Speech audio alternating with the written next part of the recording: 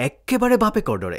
বাপেকৰ এই 5টা গুণ পায় সন্তানে সন্তানৰ বুদ্ধিবৃত্তি স্বভাৱ চৰিত্ৰ আচাৰ ব্যৱহাৰ গাৰ বৰণ খোজ কাটল খোৱা বোৱা কথা কোৱাৰ ধৰণ দেহৰ অবয়ব ওখ চাপৰ আদি মাক বাপেকৰ লগত সন্তানৰ বহু ক্ষেত্ৰত যথেষ্ট সাদৃশ্য বা মিল থাকে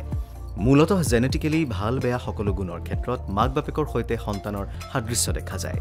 অধ্যয়নৰ পৰা জানিব পৰা মতে এনে 5টা গুণ আছে যি সন্তানে তেওঁলোকৰ পিতৃৰ পৰা লাভ কৰে জানো আহক এই 5টা গুণ বা মিল শিশুৰ বৈশিষ্ট্যবোৰৰ ভিতৰত অন্যতম হ'ল চুলি সন্তানৰ চুলিৰ ৰঙৰ ওপৰত পিতৃৰ জিনে গুৰুত্বপূৰ্ণ ভূমিকা গ্ৰহণ কৰে